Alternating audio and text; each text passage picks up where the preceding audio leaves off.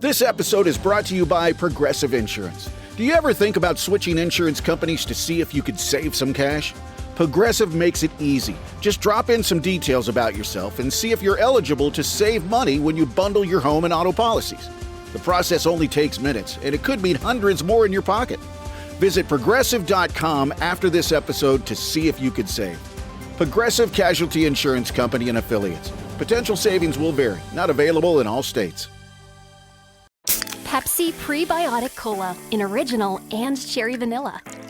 That Pepsi taste you love with just 30 calories and no artificial sweeteners. Pepsi Prebiotic Cola. Unbelievably Pepsi. Good morning, Christopher Robin. Oh, good morning, Winnie the Pooh.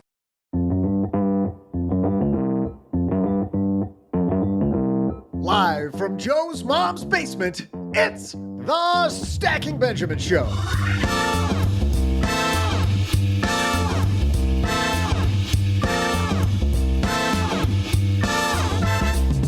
I'm Joe's mom's neighbor, Doug, and how would you like to work less, enjoy life more, and still love your job? Shemin Nurmohamed has lived that life and will share with you how she created a well-rounded existence so you can as well. And in our headline segment, What Should You Do If Your Advisor Moves Firms? We'll share a current case study of one firm on the move as we speak. And as if that's not plenty of fun for you, I'll also share some of my soon-to-be world-famous trivia. And now, here come two guys who know that while seasons change, smart money moves never go out of style. And if you didn't get that from the Monday show and investment policy statements, good money, it is all weather like a good tire. Hey, everybody, welcome back to the Stacking Benjamin Show. I am Joe Saul-Sehy. You know what? I was just out west in Oregon, guys. They had... How west were you? Oh, is that not? I was so far west. I was by Mount Hood. And they had... Your arms tired from the flight back? They had areas where you can stop and put chains on your tires. Like, that's how up and down these roads were. Exciting, huh? Cool. Yeah. Wow. Neat. Thanks for sharing that, Joe. Do you want me to email you the rest of that story? Please, God. Was super good. We got a great show today, guys. It's going to be an hour of financial goodness, so sit back and relax. So, G, how you doing today? Just living the dream, buddy. Doug? I'm satisfactory. They're so on. Just give me the Monday guys back. Can I get the Monday? Can you replacements go back in your hole and bring back the Monday guys who were so charming and so great? So let's get into it. Today's mentor is a very, very special one because we talk often about how it's not just about having more money, it's about having more life, using this money as a tool to give you more life. And a woman who has lived that is Shemin Nurmohamed. Not only has she been a senior executive at both Pitney Bowes and at IBM, among others, she also has a phenomenal TED video on this very topic of creating more life. She has a new project out, and I had to dig, by the way, to make sure that she could come on our show. You have no idea how we were able to finally get this interview hooked up for today. But I'll tell you who this is for. If you're somebody that feels like you're working too much, you feel like you're burnout, and maybe you're somebody that thinks that when it comes to the FIRE movement, the best option is just to drop out, but you also have this doubt that dropping out is really what you're looking for. Well, Shemin is definitely the mentor for you because she has explored some relationships between work and money and how to make that much less toxic, a hell of a lot more fun, and to increase your ability to have a lot more fun outside of work. So how about that for today? Can't wait for you to hear it. Shemin Nurmohamed coming down to Mom's basement. But before that, we have some sponsors that keep us keeping on. We're going to hear from them. And then Shemin and I are going to dive into the paradox of working less, enjoying more, and still getting more done. You may not know that when we started Stacking Benjamins, it was a blog. And even then, just the startup cost, I remember thinking, is this the right thing? And what if I write things and nobody comes, right? Well, luckily that didn't end up happening, but starting something new isn't just hard. It's terrifying. There's so much work. You're not sure whether it's going to work out. You're not sure if anybody's going to read it. And then we change it to a podcast. Is anybody actually going to listen, right? What if nobody wants all the stuff that we have? Well, had I used Shopify, it would have been even easier, because with their expertise, their helpful tools, and their easy to use platform, that's something that would have made Stacking Benjamins more effective much, much more quickly. Shopify is the commerce platform behind millions of businesses around the world and 10% of all e-commerce in the U.S. Names you've heard of like Heinz and Mattel, Shopify, Gymshark, Aviator Nation, Allbirds, also all Shopify. Get started with your own design studio with hundreds of ready-to-use templates. Shopify helps you build a beautiful online store that matches your brand style. And best yet, Shopify is your commerce expert with world-class expertise in everything from managing inventory to international shipping to processing returns and beyond. And did I mention that iconic purple Shop Pay button? It's used by millions of businesses around the world. It's why Shopify has the best converting checkout on the planet. It also helps boost conversions, meaning less carts going abandoned and more sales for you. So you're stacking Benjamins much more quickly. Time to turn those what ifs into with Shopify today. Sign up for your $1 per month trial today at shopify.com/SB. Go to shopify.com/SB. That's shopify.com/SB. Insurance isn't one size fits all. That's why drivers have enjoyed Progressive's Name Your Price tool for years now. With the Name Your Price tool, you tell them what you want to pay, and they'll show you options that fit your budget. So whether you're picking out your first policy or just looking for something that works better for you and your family, they make it easy to see your options. Visit Progressive.com. Find a rate that works for you with the Name Your Price tool. Progressive Casualty Insurance Company and Affiliates. Price and coverage match limited by state law.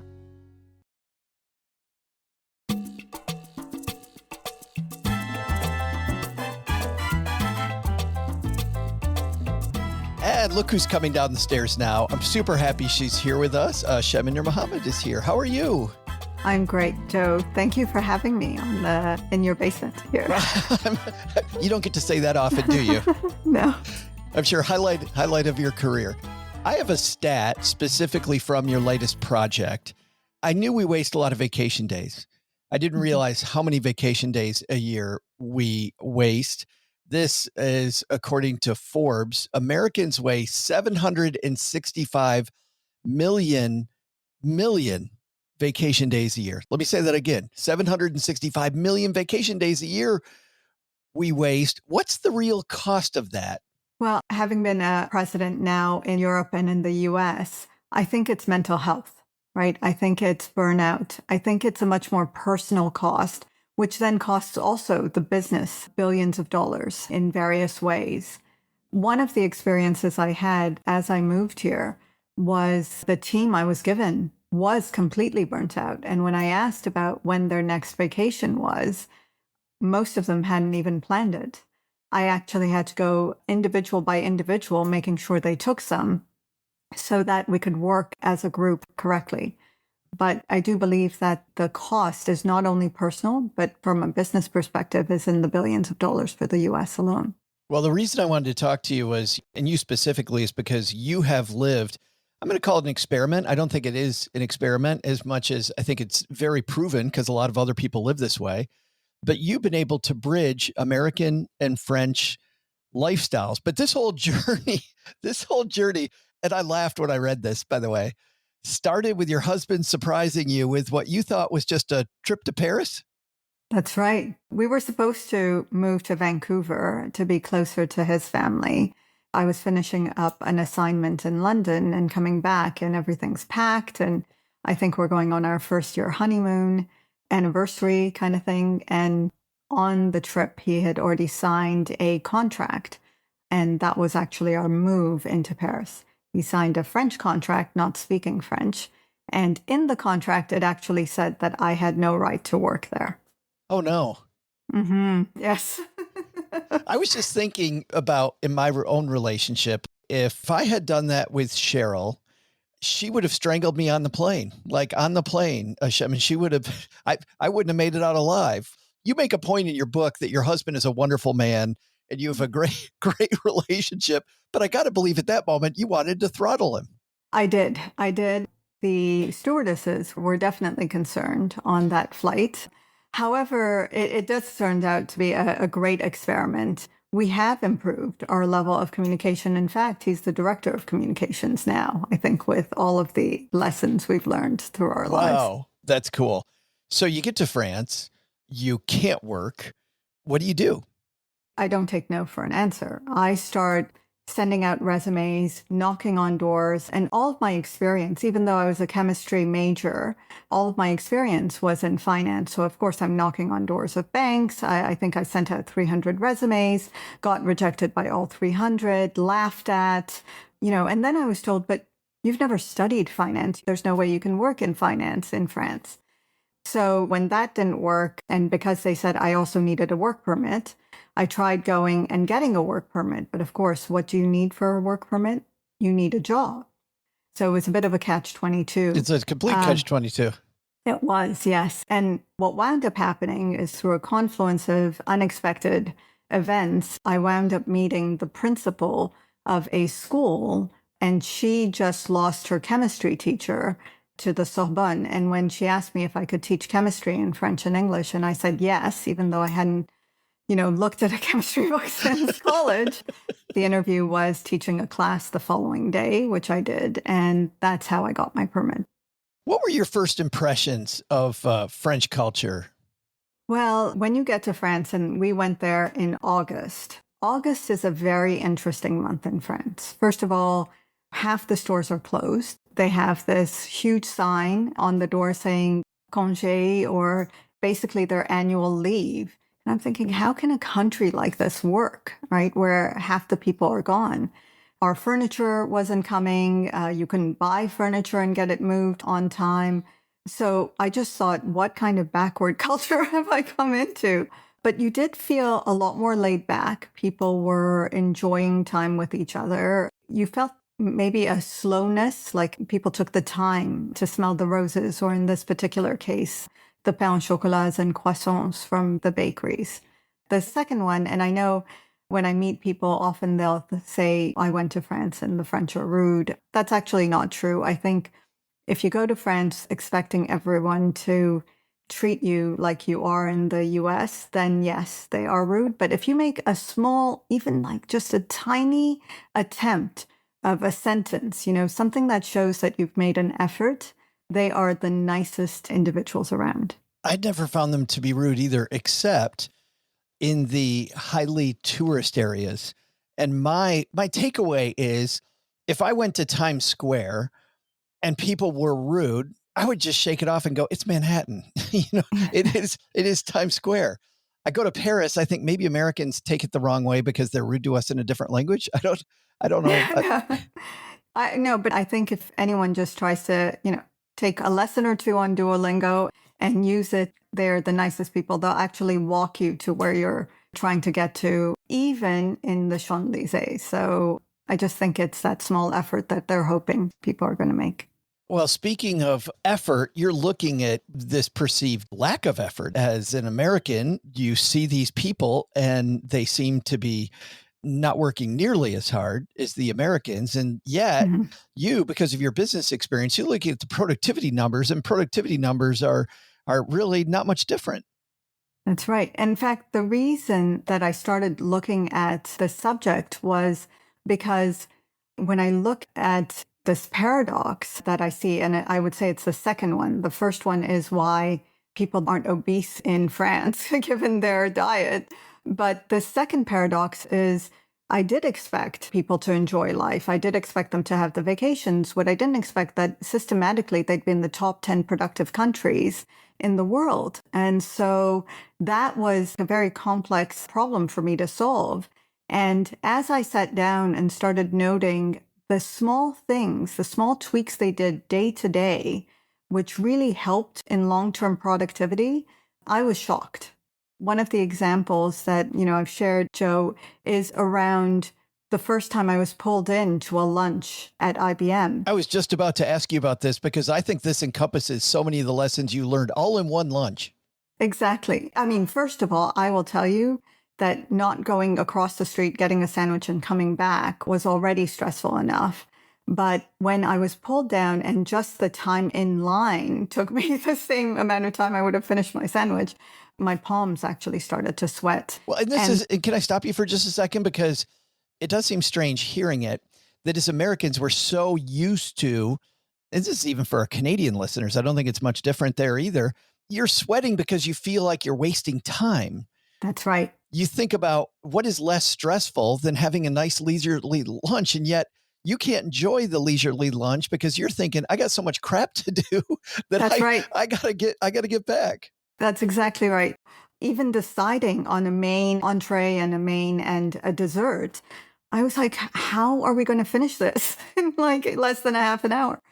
As I sat down, and there were almost like benches, so you're blocked in, you can't really move unless you're taking everyone out.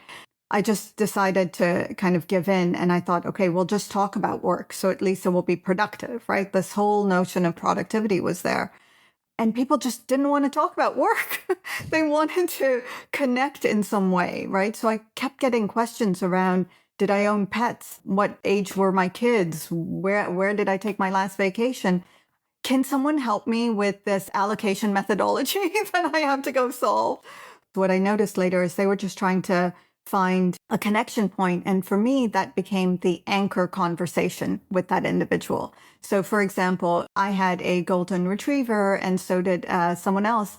And so pets became kind of our anchor conversation. And if we found something or realized something really cool, we would share that with each other when we met. So in each particular instance, they're trying to find that connection point. But then what's happened quite by accident, there's almost like a 70-30 rule. 70% of the conversation's really around a personal subject, and then 30% is around work. So as I started talking about a problem, someone said, hey, you just have to talk to Pierre right there. And they called him, and I was like waiting. They said, no, later, after he finishes, we'll talk about it. And what was really shocking is because the table was cross-functional, right? A lot of people from different departments. They weren't all from finance the way I was.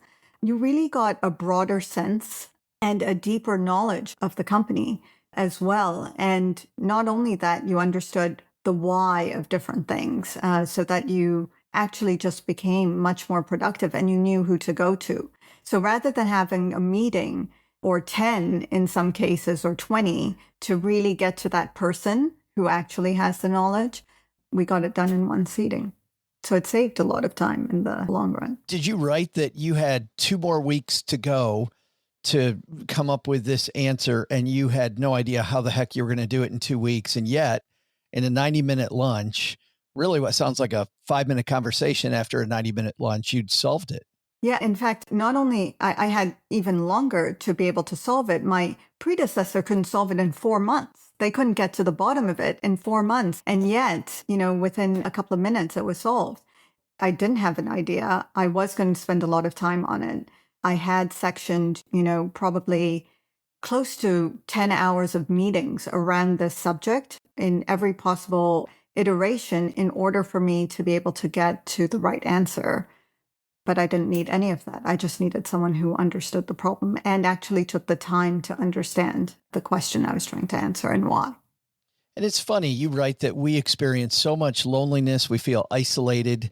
And in our work, clearly, if I grab the sandwich in 20 minutes, I'm isolated. If I have a conversation that's not about work, which you freak out. You're like, we should be talking about work because I've got so much work to do.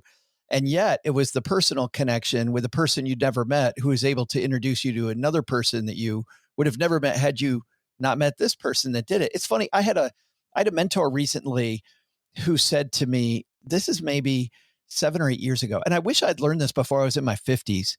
They said, ask who, not how. Don't ask how to do something. Ask who is the person, because then they will know your learning style. They'll know a little bit more about you. They'll know about the problem more, and they can kind of cut to the chase. And yet I think about the work life that we have in America, it's very difficult to have those who's because we're so focused on the problem and we're not focused on my new friend's golden retriever Mhm. as an example. There's so many different things to unpack. I want to start with the first one in this 90-minute lunch. You talk about one of the first paradoxes is that time away is really important. And we started this discussion by talking about just the huge amount of time off that we waste in this country. We get it, and we still don't take it. That time away, how long should we aim for to try to take as a vacation, if at all possible, to actually begin recharging? Is it a couple days? Is it the 90-minute lunch?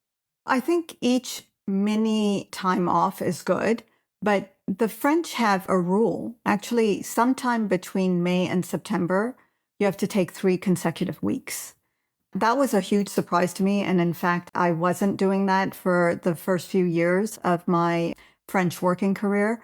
There are various historical reasons as to why that's true. But after you've taken your first 3-week vacation, it's very hard to go back because what you notice is the first week, it actually almost takes you a week to unwind completely, to get to a complete relaxed state where your parasympathetic nervous system is the dominant one. And that's where all of the repair and the healing of your body occurs. The second week is bliss. There is no other word for it. It is simply bliss. It's where you aren't thinking about what's coming up because you have enough time. You aren't thinking about what you just left because you've just unwound. And it is spectacular. And I think that is where the true magic happens. And then the third week, you're kind of preparing mentally to come back. What I noticed around that is when you've had those 3 weeks, it is incredible the breakthrough thinking, the innovative thinking that occurs because your 2 hemispheres of your brain start to connect in a different way.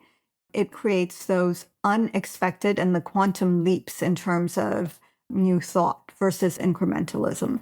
So I think the 3 weeks is ideal once a year. I know that people, when I told them that here, they looked at me like, I don't even get 3 weeks. What are you talking about? Like the way I just looked at you when you said that. Yes, exactly. Exactly.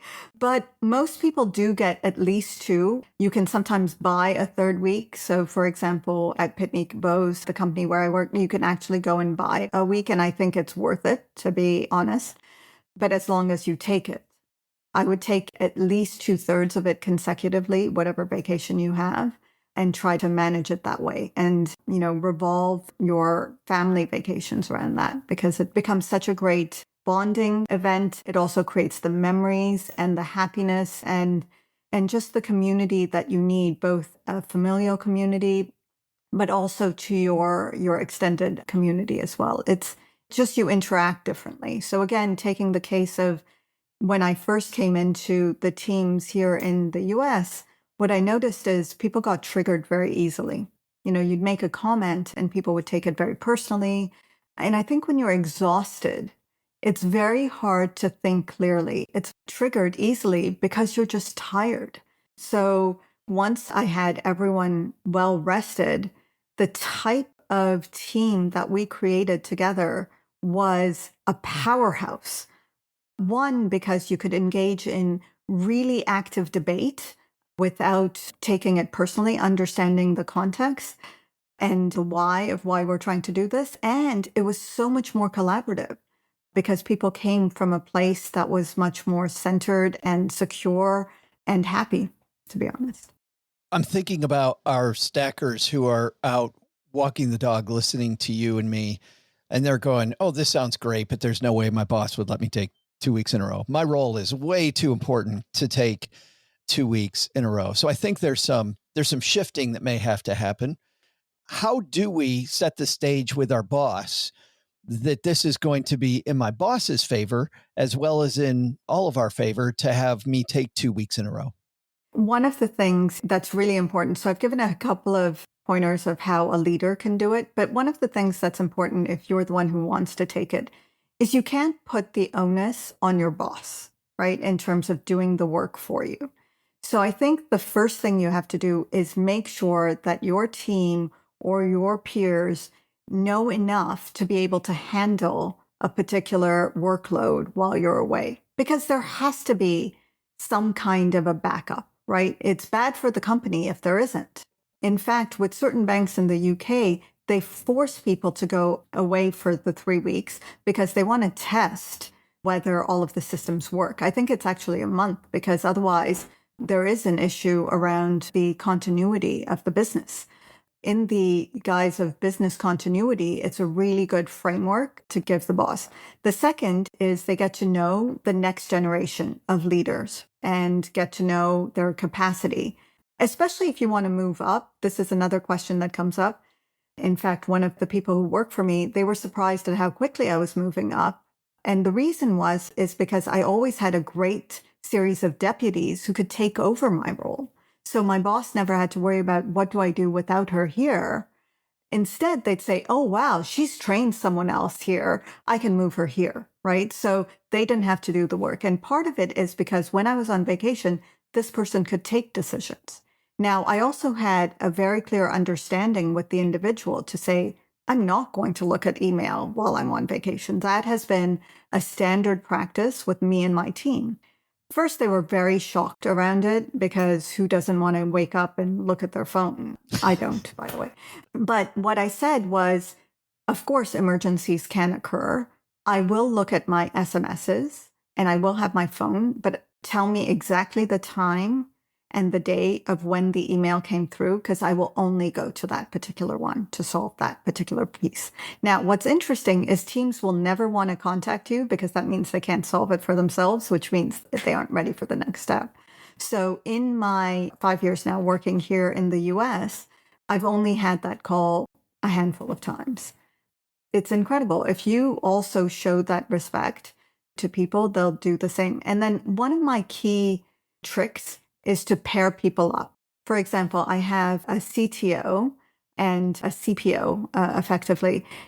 They can never go on vacation at the same time. One of them's the backup of the other. So I said, whoever wants to go on vacation, it's fine. You can take all of your vacation. You can take a little bit more if you want. But the thing is, you can never be out at the same time. So it's first come, first served. So by end of January, everyone's vacation's planned for the year, and they get better ticket prices because they've planned for it, right, in advance. But it works. It also builds great teamwork between the two teams that often have the most conflict, because their leaders are representing each other with the teams. And so there's a natural amount of trust and confidence that gets built. I love that, this ability of people being able to step into other roles, being able to ask people to step up as a leader, to help out, kind of to play test them for a little bit, give them a little bit more responsibility for a short amount of time. I also like something that you mentioned in the book, and you kind of mentioned it here too, which was this idea of a work buddy, that I'll cover your vacation if you cover mine. And I think if you're not the leader, to suggest that to your boss, that we can help each other by learning each other's roles, and we can also cover for each other. I think that's fantastic. But I also love your point that there's got to be some strategy. You can't just leave for 3 weeks and go away and not have the team set up ready to succeed. That's right. And it's your responsibility to set that up. It's not someone else's. The other thing that I found really interesting, Joe, is in the US, the biggest pushback I get is from small businesses. They say, well, I'm running a small business. There's no way I could go on vacation. I can't afford it. I can't afford it. I'm going to lose money. So I actually thought a lot about this, and I often do my thinking with French bakeries, because I find that chocolate tends to, the magnesium or something in chocolate just does wonders for me. And my favorite one is that. I'm sorry. For me, it's just that smell when I walk in. Oh, yeah. You just had me at the smell. But anyway. That's it. So my favorite one is Raphael's, which is around the corner from me. They're a French bakery. The thing that struck me as odd was when I went there, and August is kind of one of the most beautiful times around here. We have a lot of tourists. It's very, very busy. And I went for my regular Saturday morning pain au chocolat. And I saw a big notice that reminded me of Paris. Like, we're on our annual leave for, 3 weeks. And I said, how is that possible here? So when they came back, I was talking to them and I said, well, I don't understand. How could you leave, right? Or why don't you replace someone or train someone to take care of it. And they said, well, we don't want to compromise on the quality. We like, our customer service. We want to make sure one of the family members are here. And we noticed that if you take the average of the 3 months, before and after, and that month where you had the vacation, it kind of averages out. Yeah, we might make a little more, but that little more is not worth our health. That's wild. And if you're making a quality product, like apparently they are, because you swear by them, you're going to buy more when they are open, when they are in town. And so they end up making it back. Do you think it has to do, I'm not going to get the maxim right, but it strikes me there's this maxim I learned a long time ago that the work expands just to fill the allotted time. And so if we shrink that time box, we'll become more efficient in the time box. And also, to your point, because of the fact that we're not so tired, we're much more able to click through the things in a more efficient manner because we feel rested and ready to go. Yeah, I think the maxim is correct. And in fact, one of the great pieces of advice I had from a female mentor who was amazing, her name was Laurence Azio. She said, you have to stop saying yes to everything. If you say yes to everything, no one's going to value your time. You have to start saying no to things in order for people to value your time. So anything you can delegate, you should, but only the things where you can personally make a difference. Those are the meetings you should be in. And another story that I tell people is the time I was with IBM and I was on one of these next-gen leadership meetings for young talent. I went to breakfast and there was a lot of young talent in one area. And I wound up sitting next to this, this little old man who seemed lonely. I asked him his name. He said, my name's Lou. What's yours? And I said, how long have you worked here? And he said, about 10 years. And I said, oh, that's surprising. Most people, I was thinking most people your age have worked here 30, 40 years. And I said, so what was the most difficult part of starting with IBM? He said, I was in back-to-back meetings all the time. And so I said, yeah, that's the nature of the job. He said, yeah, I told my assistant that she has to put like 2-hour slots just for me to think and to be able to, decide what I wanted to work on, like empty slots. And then I could start functioning correctly. And I'm looking at him saying, I could never do that. My stuff is too important. I have no idea what little job this guy does. And then I went to the meeting room because the CEO was going to do the first presentation. And he turns around and, of course, it's him, the guy next to me. And he says, I was having a lovely chat with and everyone thought I had staged this. Meanwhile, I was trying to be nice to the old guy.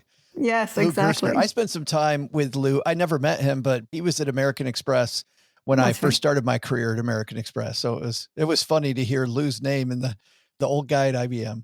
Yeah. And he's a wonderful guy. Having heard him say that, and I read this other book called 18 Minutes, which is a great book. Between the two of those, I really started to be very maniacal around my calendar and make sure I had time, one, to meet people, make sure I understood what was being worked on, understood the culture, anything happening around it, and just having time to think about specific things. I think that's what helped us move forward and create new products in a different way. Speaking of your calendar, I love just to go back for our stackers, planning your days off and your weeks off in January. There's also the financial benefit you mentioned that we'll get the cheaper prices on stuff, which is a finance nerd we all love here. Having the vacation buddy and covering for each other. Let's talk about just the weekends, because you spent some time talking about, in the US, a weekend really isn't days off for a lot of us. We spend our weekends planning for the week to come. How do we reclaim our weekend? Yeah, so I had the same issue when I first came. You spend so much time around work and then your weekends just becomes catch-up laundry, all of these things. I don't know if people have read Tony Robbins or others like him. They really talk about leverage, right? Leveraging your time and making sure that you're spending it really around things you should be spending it on versus others. Anywhere you can use leverage, I would use it. So right now in our digital world, it's really, really great. For example, if I go to the grocery store and I'm just wandering, I'm probably doing it at the worst time because I'm a working mom. I'm probably doing it, spending a lot more time than I have to. And I'm probably buying things that I shouldn't be because I haven't really planned for those meals. And then I wind up getting waste. So what I started doing is creating lists, and I would just go and buy them online and have them picked up directly into my trunk. And that was it. So I would do that on a Thursday or Friday evening, and that job was done. Then any things that I started working on in the weekend, I would either split them between friends. So if, for example, I'm going to go back to my younger days when my kids were younger, but if we had kids going to the same game, we would actually alternate games. Oh, fabulous. So one weekend would be off, one weekend would be on. And the kids actually built a lot more friends that way because they were always in these two groups. Parents became friends because we relied on each other. I had a great friend named Hillary. Our kids would often be in the same kind of activities, and we would share the workload. So it's just finding those moments and really being thoughtful around and asking, right? Because a lot of times I find here in the US, people don't want to ask for help. I'll give you an example. People had no problem asking me for help. Like I had one person who I'd met at my son's school for one day. Within a week, she was asking me to take care of her son for a weekend. I was so shocked at the ask, I couldn't say no, and she wound up getting a free weekend. But I also knew that at some point in time, if I needed the favor reversed, I would have it. But there is this give and take around that. And I think if you're willing to take some responsibility, you'll find that others will do the same, and it will just give you a little bit more of a me time back that I think is important. You mentioned people asking, and earlier we talked about this idea of connection and how lonely we feel. We're in the most connected universe ever. My device sitting right next to me wherever I am. You and I can be in different cities having a conversation. We be different countries having conversations, and yet we feel so isolated. You have a whole chapter where you talk about connection. And what struck me was not just the fact that you were able to, in your story earlier, solve a problem that was a huge problem through this miracle of connection, but also you were able to feel more connected and have these people that I can now share, carpool with kid events, or people help you with different things. There was one sentence that you wrote that I found very striking that I'd like you to, if you could explain for a minute. You said that connection is often closer and easier than we think it is. We think it's going to be very difficult, and yet you write, it isn't nearly as difficult as we make it. How do we simplify this? Well, I'll give you a simple example. And again, I'm going to use a US example because this is primarily the audience here. Sure. So when I moved into my house here, the previous tenants had told me one of my neighbors was really not kind. I don't take people's word for it. I always want to experience things myself. And I had seen my neighbor, his name's Andrew. He's a little gruff and maybe at first blush might have a talking style that's slightly different. So I went and asked him about my mailbox because I was planning to move it closer to his side, and we share a little patch.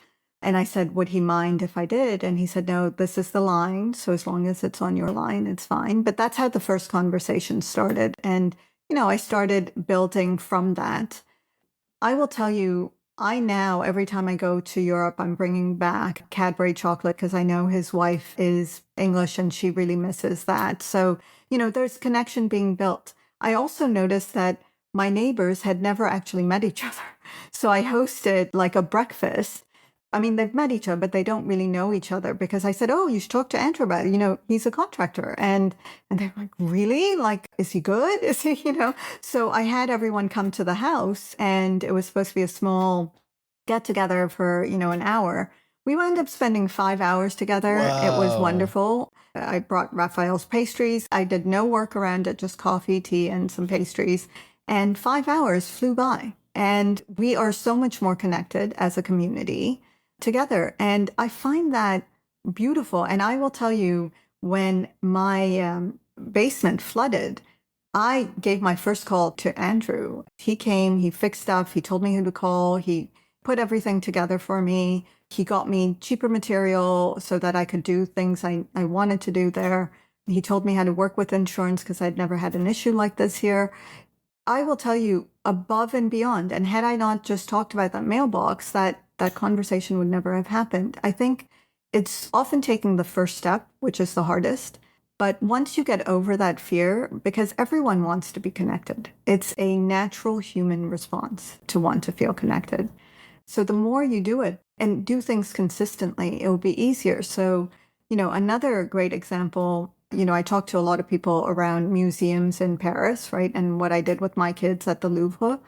My kids are, I think, wired to try and find inexpensive ways to have fun here in the US.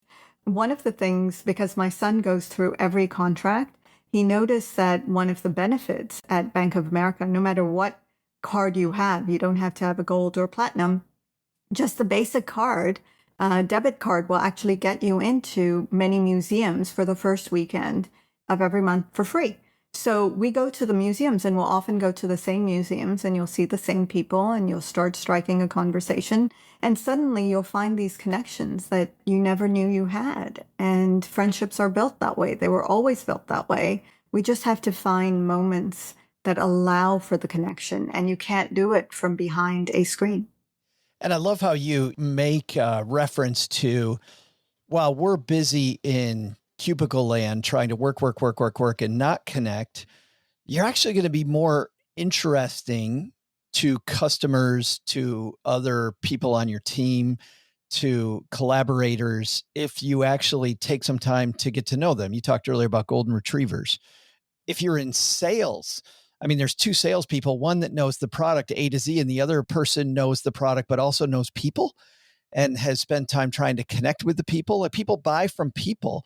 And you even make a reference to a guy named Remy, who is going into retirement, and he spent so much time connecting that he's super happy. We talk about that a lot here on the show, about these connections really help you go from one job to another spot. In fact, you told us just before we hit record, you're in transition right now, but I got to believe you have a fair share of connections too that may help you during transition. That's right. And the connections can come from anywhere. There's some principles that I've always grown up with and I teach my kids, which is it doesn't matter what walk of life someone's in. You treat the CEO the same way you treat the cleaning lady. You just have to be kind and considerate and do the basics, and everything else will kind of work out themselves. You'd be surprised at how some of these connections occur. I would never have met Forbes had it not been for a connection, and it was, a neighbor connection, right? It was so unusual to have met through the leeway, but she's a landscape developer and she happened to be developing somewhere. And it is these type of connections, which again, you can't assume, you can't be transactional. You cannot go into a conversation saying, this is the outcome I want. You have to go into the conversation really wanting to understand, wanting to see the other person, wanting to understand the other person. And you'd be surprised at how infrequently that happens. I find that many connections here tend to be transactional. I'll do this. What do you do for me? And the more you can be the antithesis of that, and the more French-like you can be in that, I will tell you that the first contacts after this transition were from France, because they kept a lookout, they were watching, they were hoping, right? Like that I would come back. So it's, this relationships will be long-term. I find that often in American companies, it's unfortunate, but you spend so much time in a company, and when and if you decide to leave it or taken out, you don't want to lose those friendships that you've built 8 to 10 hours a day for years and years and years.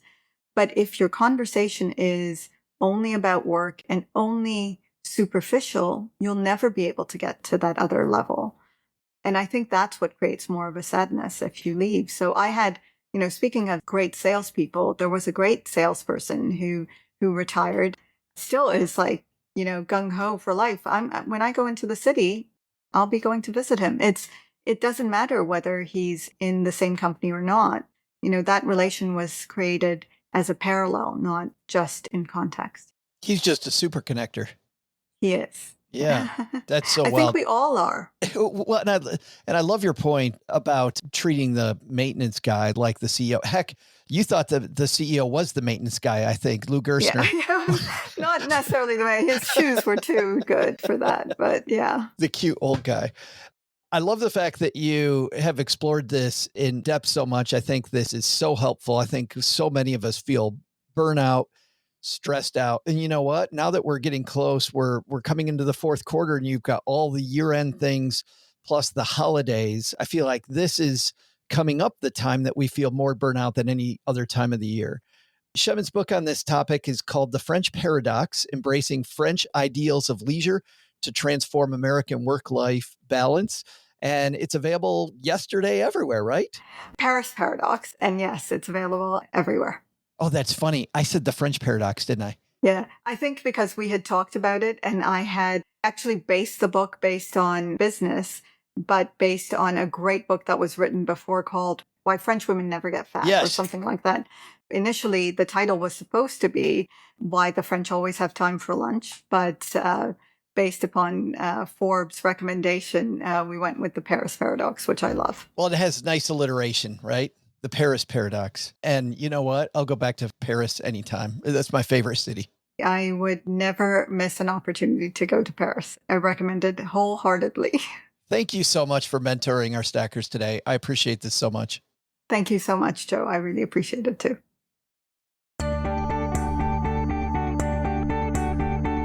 Hey there, stackers. I'm Joe's mom's neighbor, Doug, and today marks the anniversary of the first bicycle trip around the world by a woman. That's right, Annie Londonderry. That's got a nice ring to it. Annie Londonderry arrived back in Boston and collected a $10,000 prize, which was a nice start on her Roth IRA.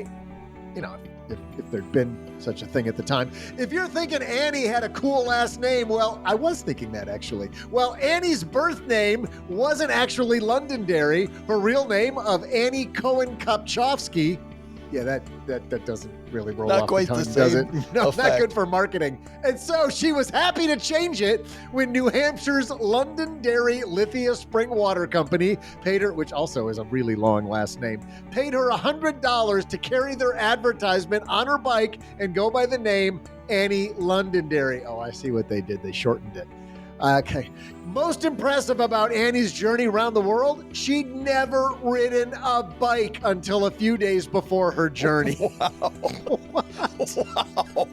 Hey, we'd like to pay you to swim across Lake Michigan. I don't know how to swim. You'll figure it out. It's going to be amazing. Here's today's question. To celebrate Annie's trip and learning how to ride a bike, let's ask about bikes. Giant is one of the top 5 biggest sellers of bicycles worldwide.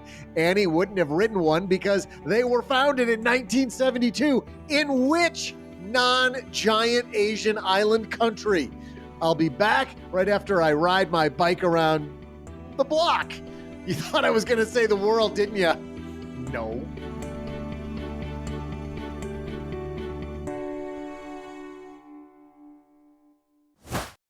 You didn't start a business just to keep the lights on. You're here to sell more today than yesterday. You're here to win.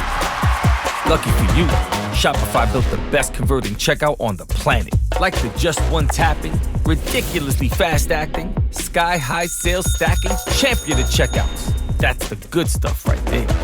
So if your business is in it to win it, win with Shopify. Start your free trial today at shopify.com/win. Did you know Fast Growing Trees is America's largest and most trusted online nursery with thousands of trees and plants and over 2 million happy customers? Whether you're planting fruit trees, adding privacy, brightening things up with flowers, or bringing in houseplants, Fast Growing Trees has it all. Even better, they can help you find options that are right for your climate, your space, and lifestyle. Click Order Grow. Every plant arrives healthy with the Alive and Thrive guarantee straight to your door. So if you're ready to get planting, this is the moment. Right now, they have great deals on spring planting essentials, up to half off on select plants. And listeners to our show get 20% off their first purchase when using the code WWO at checkout. That's an additional 20% off. Better plants and better growing at fastgrowingtrees.com using the code WWO at checkout. FastGrowingTrees.com, code WWO. Now's the perfect time to plant. Let's grow together. Use WWO to save today. Offer is valid for a limited time. Terms and conditions apply. Go to growingfasttrees.com for details. This episode is brought to you by Indeed. Stop waiting around for the perfect candidate. Instead, use Indeed sponsored jobs to find the right people with the right skills fast. It's a simple way to make sure your listing is the first candidates see. According to Indeed data, sponsored jobs have 4 times more applicants than non-sponsored jobs. So go build your dream team today with Indeed. Get a $75 sponsored job credit at Indeed.com/podcast. Terms and conditions apply.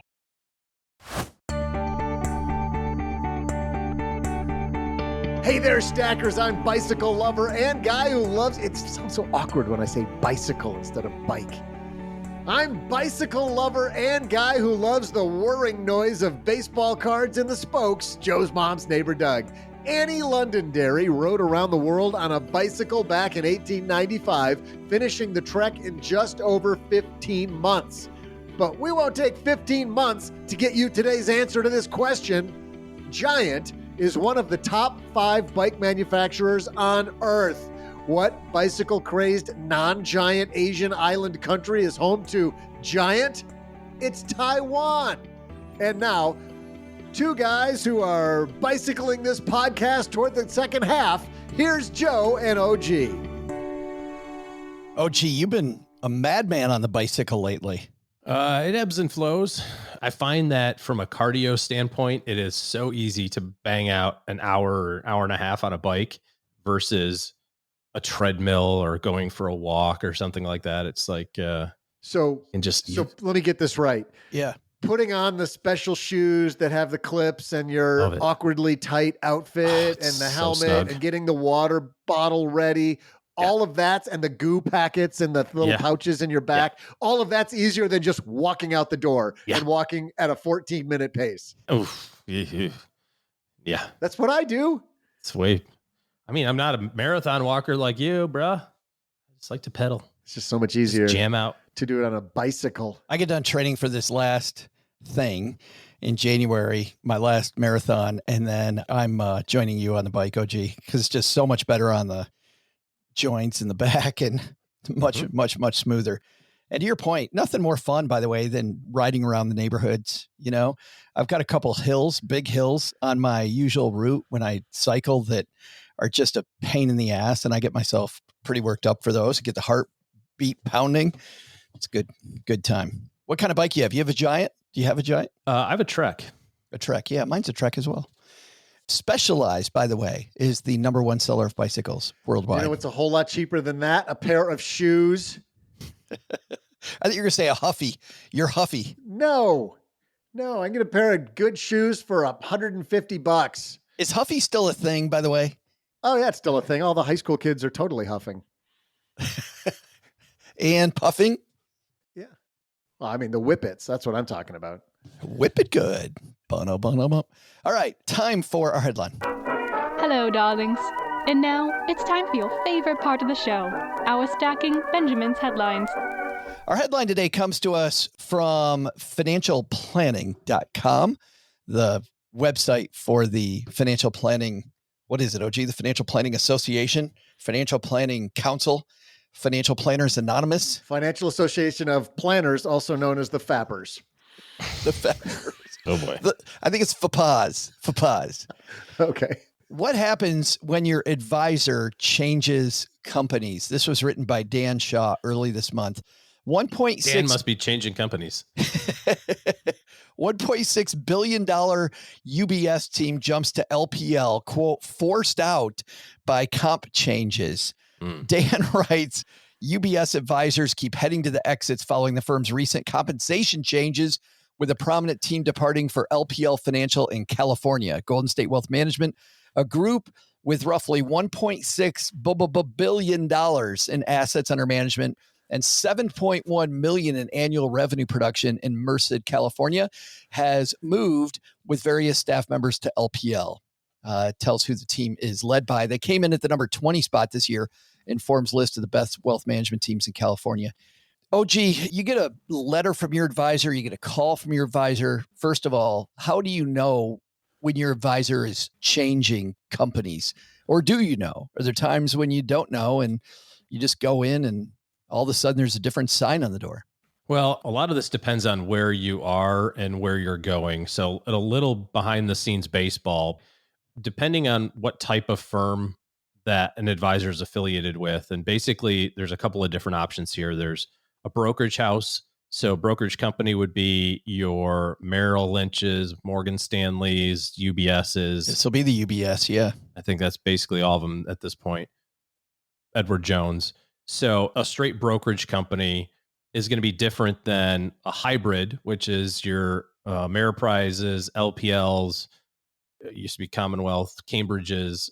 That's kind of more of a hybrid structure where it's a brokerage and a investment advisory firm versus a complete investment advisory firm that's a registered investment firm that might be like Fisher or Creative Planning, or like our firm is a straight RIA firm.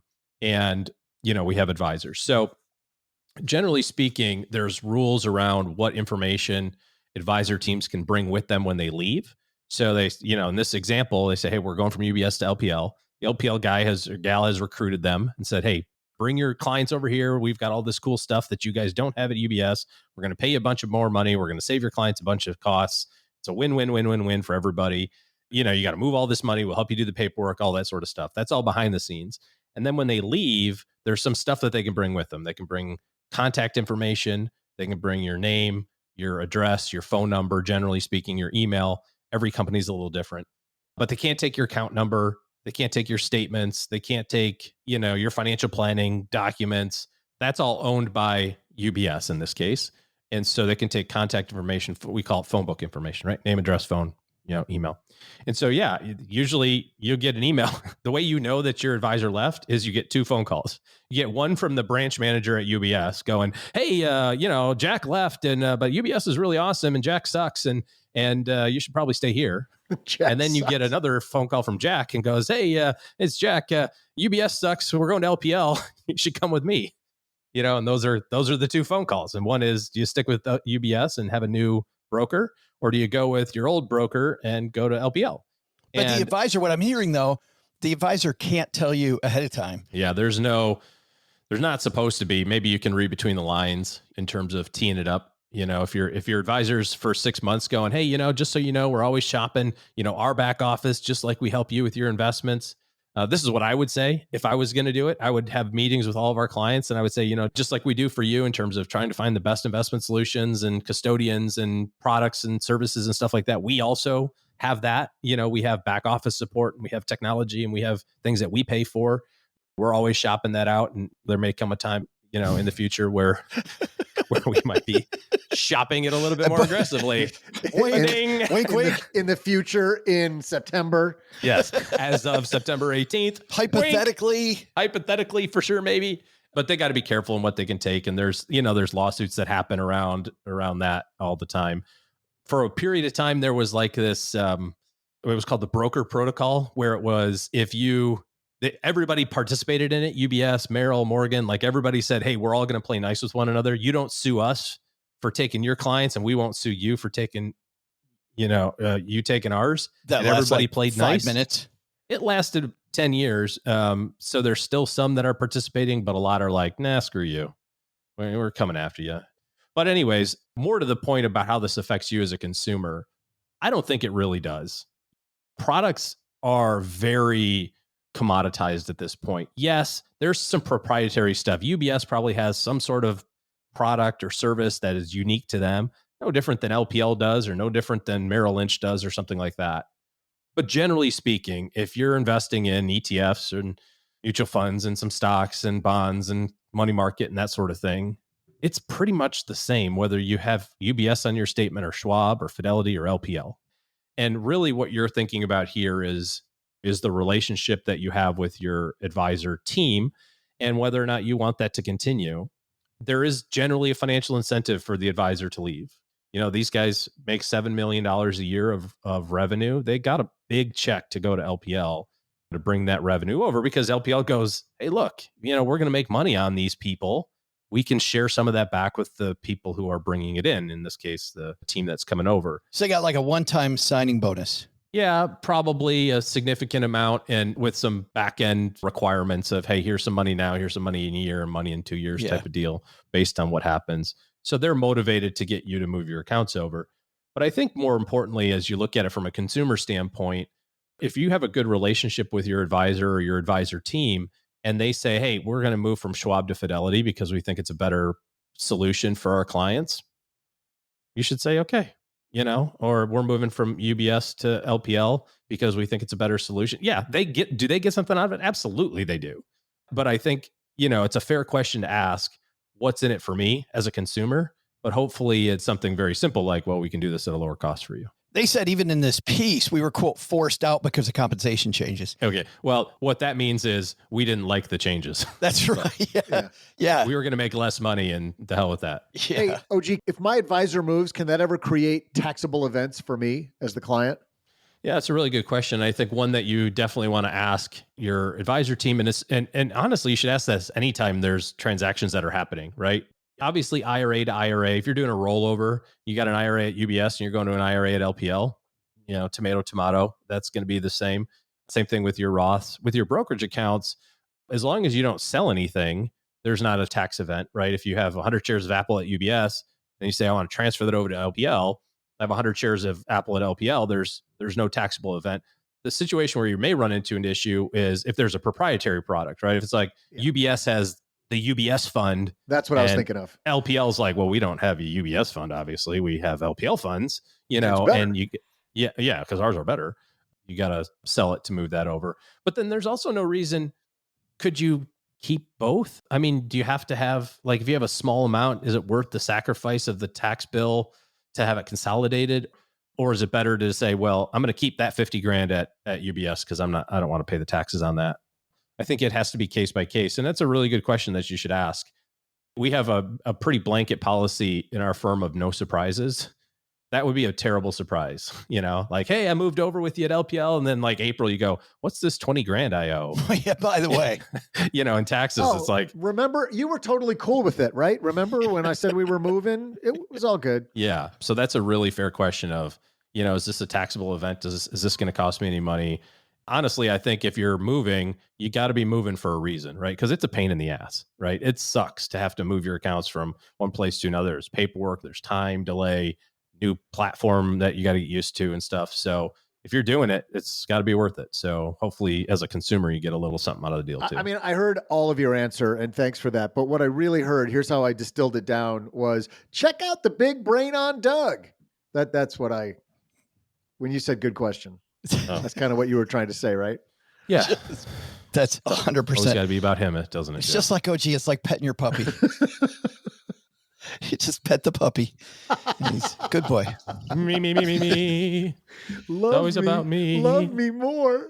As I was thinking about this initially, when I saw this piece, I was thinking if we were trying to talk to stackers about this, how would we, what's the rubric we're thinking from? And I think, OG, just 100% of what you said, rubric piece number one is not about the change. Is this relationship important to me? Is this person a valued member of my team? Because for me, if the advisor moves from UBS to LPL and it is a valuable relationship, it should be a no-brainer. It should have nothing to do with UPS or LPL. They're way in the background. Who cares? If it makes my advisor's job easier, then of course I'm going if they're a valuable member of my team. But I think, OG, if you hesitate there, you're like, do I move or do I talk to the district manager, Bob, who called me and said that my advisor's a loser? I think your relationship already wasn't in the right place if you're contemplating that. And sometimes that's the impetus, right? To search for a different team. Yeah. Which is okay. Yeah, absolutely. I mean, you got to have a great board of advisors around you. So if you hesitate for a second, maybe one of two things: either A, schedule a meeting with that advisor and talk about what you need from them as the CEO of your financial, quote, company, your financial life, to get them where you actually need them. Or B, time to find that person who is a good member of the board. Speaking of petting your puppy, that's a good litmus test maybe for picking your advisor. And I did not create this. Somebody smarter did, but it's the 2 beers and a puppy test. Have you heard about this? No. You think I'm setting up a joke. I'm not. But they say after a couple of meetings, if you feel like this is a person I want to have a couple of beers with, or I would trust to take care of my dog over the weekend, then that's probably somebody that you match up well with. That's good. They should be part of your team. That is a great. What happened there? How did he do that, OG? How does he go from pet the puppy, it's all about me, to a great? I have no idea. It's amazing. We will link to this piece on our show notes page at stackingbenjamins.com because advisors are moving all the time. And it's a little interesting. Thanks, OG, for the peek underneath the hood to see what's going on the advisory side of that we often don't get to see. Hey, Joe, are we ready to go to the back porch? Let's do it. This is a community part of the show where we dive into what's going on in Stackerland. Yeah, we've had so much activity out on the basement, down in the basement of Facebook, in the nether regions of the Facebook offices where us stackers hang out. Nether regions. Oh, boy. That's my bathing suit area. But this guy named Joe made this great post a little while ago. And this is the kind of stuff that we all want to know. This is the valuable personal finance type info that everybody's craving. And it was really helpful. I was glad that this guy named Joe posted it where he said, here's how much, well, he didn't say it, but he reposted this thing that said, here's how much you should have for retirement by age. To this Which maybe is just so just angry. Get right to the point. It's so good. I was sitting at the airport in Portland getting ready to come home. And of course, I'm just scrolling Facebook. And I immediately, Doug, when I saw this piece, You lost your shizzle, didn't you? I hit copy, went over to the basement and said, this is garbage. And we've all seen these pieces before. And they drive me crazy because especially if you're new here, like it drives you nuts. It's by, I'm not going to say who the piece was by. I'm not going to give them any more publicity. It says, here's how much you should have for retirement by age. By age 30, X amount. By age 40, by age 50, by age 60, by age 65. And this is how do you stack up? And I mean, if you're behind on their completely arbitrary graph. I don't know. It worked out well for me. I kind of liked it. But if you're, I'm in great shape. Let's say that you're a big spender, you might high five yourself and you're like, hey, I'm doing great. And you're not. Like, it doesn't take into account anything. Your goals, the amount that you can save in the future.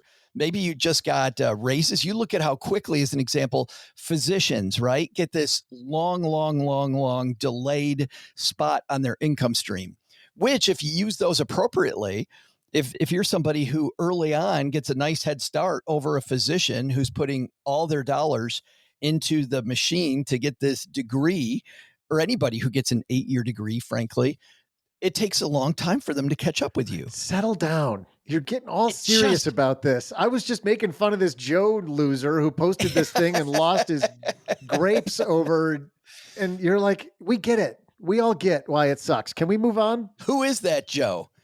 Loser. But I like Stacker Andy, by the way, who says you need $1 jillion, $1 jillion. $1 jillion. By the way, it was so nice to actually meet some stackers. I met Andy. You met Andy. I met Andy. What a great guy. I heard Andy, he told you some good stories about somebody you know. About how that one guy who he knew from earlier in his life was such a loser. Yeah. Who he may common theme. It's common theme. May have known before. Yeah. Andy's a great guy. Here's another great post we had from Kenneth Westervelt. Sounds like he's like from an old English moneyed family. Kenneth Westervelt. And by the way, Kenneth, whenever I say, and I love Kenneth and I have hung out a little bit online before, but every time I see Kenneth's name, I think winter is coming. Oh yeah, it's that too. That's right. Immediately. He's got this big robe made out of like wolf pelts. He's Kenneth Westervelt from the Westervelts. Hair blowing in the wind. Who defend the wall. Yeah. There was another great post by Kenneth. Kenneth posted a piece from Fast Company, which was a great way to blend fan fiction with personal finance. I thought this was incredibly creative. And fan fiction's so fun. Like, what would have happened to these characters after the movie, or the connection to 3 other movies that you think are totally unrelated. All of that kind of stuff is so, I think, A, a little bit weird that people like think that much about it, but B, super creative. Here's the only piece of it that I didn't like was what she thought would happen to Brian. Which one's Brian Brian? was the character in Breakfast Club who was portrayed by Anthony Michael Hall. He was kind of the nerd. I think he was supposed to be the geek or the nerd in the movie that, that historically had been picked on or bullied.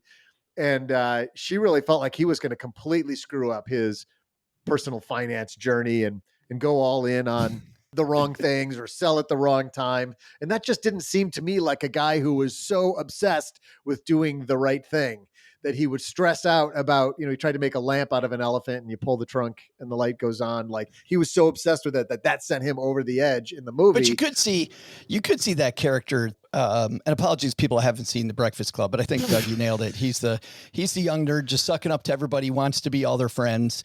But he is the guy that then would fall for the next hot thing because he wants to be loved so much. Maybe. But otherwise, it was a great piece. The author did a great job on. Well, and what's funny about the author is I saw that it was Fast Company, and I saw which is the publication, and then I saw the fan fiction Breakfast Club. And just when I saw that headline, Doug, I went, this has got to be my co-author of Stacked, Emily Guy Birkin. And I clicked on it hoping, and I scrolled down underneath the picture, and it was Emily Guy Birkin. So like if I ever see a piece that's somehow merging personal finance and Disney, I'll automatically assume you wrote it. It's got to be Joe. When did Joe start writing for Forbes? Or whatever. Yeah. Wow, they were hurting for content that month. I was so proud of myself. I'm like, with Emily's love of movies, and I knew that she writes sometimes for Fast Company, so that was fun. But great one on Kenneth. We got anything else? Yeah, the last one I want to bring up was Shane Rockers. Amazing name. These sound like, I think our listeners just make up cool names just to sound cool online. It's like Monday was Joan Jett's birthday, and she's got nothing on Shane. Right. No. Shane, I'm kind of disappointed that there isn't some major rock and roll artist named Shane Rockers. But anyway, Shane pointed out how weird it is every time they hear OG do a sponsored ad instead of Joe. And it is funny because that only happens from time to time. Normally what happens is Steve tells me, hey, Joe, you got to make sure that the pieces are done. And so then I'll record those and send them off to Cumulus, which is our network that we're on. And in this case, I was in Portland, so OG did it. But what always lights my fire is whenever OG does it, Doug sends me a note going, I'm available. Yeah, I want to do it. I could do those. If you're going to let OG so we haven't do heard it. Doug yet. Yeah. God, how desperate are you if you're letting OG do it? So he's wearing me down, peeps. Don't be surprised if you hear Mint Mobile presented by Neighbor Doug. I think you're terrified of how I would ad lib and we would get sued by the advertiser. I love Mint Mobile, by the way. That's a great one. I know the fire community loves Mint Mobile, and it's so inexpensive. So yeah, $15 a month. When they came to us asking if they could sponsor the show, I'm like, heck yeah, we're all about the people them. Listening now are like, oh, this is like the Ovaltine thing in Christmas Story. This whole back porch was a lead up to another Mint Mobile ad. Mint Mobile was like, could you just work this into a conversation? I love sleeping, Doug. That's why I love Casper mattresses. Remember when we had, who was it? It wasn't Michael Crichton. Somebody had written a new thing. It was a little out of their genre, but it included a murder. And the whole ad read was about a murder. And I was like, oh, I love this author. Yeah, this would be super fun. One night over beers, we were playing golf online, Doug, but we start talking about the bad segue. Oh, this show is just murder today. Speaking of, as one does, have you read the new book on murder by so-and-so? It'd be so bad. This is the longest back porch ever. I've gone through 2 beers already. I think that's it. Thanks everybody for hanging out with us. Not just today, but also in the Facebook group. If you want to join some of the fun that we have over there, the URL to get there is fairly long. So here's a shortcut that we created just for you. stackingbenjamins.com/basement. And that will take you to our Facebook group. You just apply to get in, and Gertrude, our community manager, will let you in. That's just to make sure. Apply to get in? Is there a down payment? We just get so many joining spammers. a country club? We get so many people that try, and still to this day, we've still people that are there now. Once every 4 or 5 months, somebody all of a sudden wants to talk about Bitcoin nonstop, and you just link to them. Yeah, and the other thing that happens a bunch, I've had this from both Economy and Paula Pants, where they hijack the account and then you get a friend request. Well, in those cases, they're just spoofing the account. The regular account is here. They set up another one that is one letter different. Like, speaking of that, one of the 20 people that were spoofing Paula called themselves Paula Pants instead of Paula Pants. What a mess, because saying Paula's Pants, that's the better place. We talked to her about this. That's a business she could have gone into. Yep. Just lended her name. All right. Anyway, Doug, get us out of here, man. What are the 3 things that should be on our to-do list today? Here's what's stacked up on our to-do list today. First, take some advice from Shemin. Want to enjoy work more? Spend more time away so that you're rested, motivated when you're at work, and charged up to meet your next challenge. Second, did your advisor change companies? Don't adjust your journey because theirs is changing, but rather whether they're actually helping you on your journey. But the big lesson? Get out on your bike and ride with Joe's mom. Sure, she might make fun of your banana seat, but your street cred will skyrocket because you'll be riding with a woman wearing leather chaps. Thanks to Shemin Nurmohamed for joining us today. You'll find The Paris Paradox, embracing French ideals of leisure to transform American work-life balance wherever you buy books. We'll also include links in our show notes at stackingbenjamins.com. This show is the property of SB Podcasts, LLC, copyright 2025, and is created by Saul-Sehy. Joe gets help from a few of our neighborhood friends. You'll find out about our awesome team at stackingbenjamins.com, along with the show notes and how you can find us on YouTube and all the usual social media spots. Come say hello.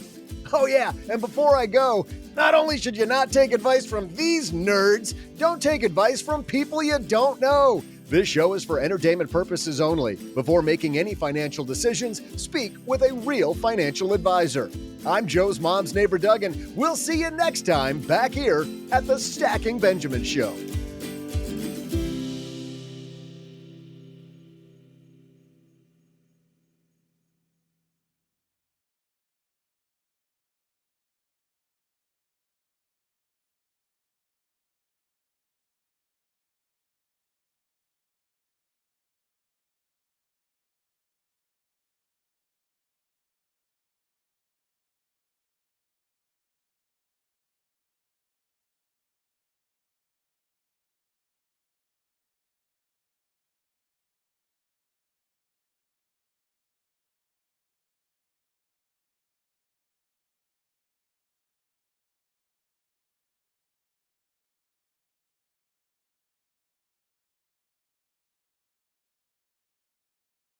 Doug, what are you watching?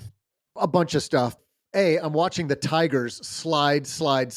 That's just driving me crazy what they're doing to give up what was once like an 11-game lead in the division. But what we're watching creatively is Task on HBO. Task? Yes. And it's somehow, I have not figured out how yet, but it is sort of part of the universe and or related to Mayor of Easttown. Mayor of Easttown, great show from a couple of years ago starring Kate Winslet, where she is a police officer in kind of a Rust Belt city. Actually, no, that's not true. Not Rust Belt, but like a factory town that's fallen on hard times in Pennsylvania. So would highly recommend Mayor of Easttown, M-A-R-E, not mayor, but mayor. She won a bunch of awards for that. Yeah, and deservedly so. She was great. So somehow Task, and honestly, we're like 3 episodes in because they only get released stupidly once a week. I hate that. Like it's a regular show on broadcast television. What's the point of having a streaming service if you're going to make me wait and I can't binge? But the lead in Task is Mark Ruffalo, and he's an FBI agent who's a great character, super well-written character, because you get the backstory. He's got a lot of internal conflict going on, a lot going on in his life outside of the investigation. So a very well-written character. And I got to say, I'm not always a huge fan of Ruffalo, but this character works for him really well. So great casting, I'll say. I think he's got wide range, though. He plays so many different people. I would say he used to. Lately, I've seen him be more one-dimensional. I don't know. Ever since the Hulk? Yeah. Probably since the superhero days. I think he's sort of gotten into, as he's aged, maybe that's it. I don't know, but this is really good. It's either really good casting or they wrote for him, but nonetheless, it's really good. And I'm drawing a blank on the lead antagonist. I don't know him as an actor. He's been in some stuff, but he's not a major name, but you love this guy. Like you actually start to root for, so far 3 episodes in, you root for the antagonist in this one because he's a great, likable bad guy. That's what I liked about that was for me the big hook of Tehran is when the man who was chasing her became an empathetic character where I got his motivation and where he was. It became an even better series than I thought it was at the beginning. This is one of the, I mean, again, early returns. Sure. Hard to judge this early, but 3 episodes in, I was drawn in the first probably half hour, which is, it's been a while, honestly, for me to have discovered a limited series where I got pulled in that quickly. That sounds like one I'd really like. We are finishing. You know how much Cheryl and I really like Sabrina the Teenage Witch, the newer version, like really campy Halloween-y stuff. So of course, when they came out with season 2 of Wednesday, we had to watch that. And I got to say, and I think everybody that watches this feels the same way, not a great series. Campy fun. Fred Armisen is so funny in his limited role, and just seeing Catherine Zeta-Jones play, just these people that play these parts. Steve Buscemi is a new character this year, and he's amazing. But it's just Tim Burton at his best. It's weird. It's uneven. It is a solid 6.5 on a scale of 1 to 10. But that's what I'm looking for from Wednesday. I'm not looking for high art. I'm just really goofy good time. That's disappointing because to hear you say that because, well, and okay, I'll qualify this by saying there are times where you just want some popcorn and you don't want to, but there's so much amazing material out there across all of the streaming platforms. Sure. I don't feel like we should be settling for 6.5. No, but I'm in the mood for that. It's really fun. Wednesday's really fun. If you're looking for fun, it's stupid and it's fun. You could go for just a guaranteed 10 out of 10 with like a Love is Blind UK. Well, here is, I mean, that's as good as streaming gets. That sounds like a solid 4.5 on a scale of 1 to 10. Last one I have is my friends, Nathan and Catherine, who took us to an amazing dinner at the end of our time in Portland. So big thanks to them. Nathan told me there's a series on Netflix called The Law According to Lydia Poet. Oh, that got 100%. It is 100% Rotten Tomato score. And he said it may be the best thing he's ever watched. Wow. I know. I've never heard of it. The Law According to Lydia Poet. So I can't wait to dig into that next. Yeah. Yeah. I'm intrigued.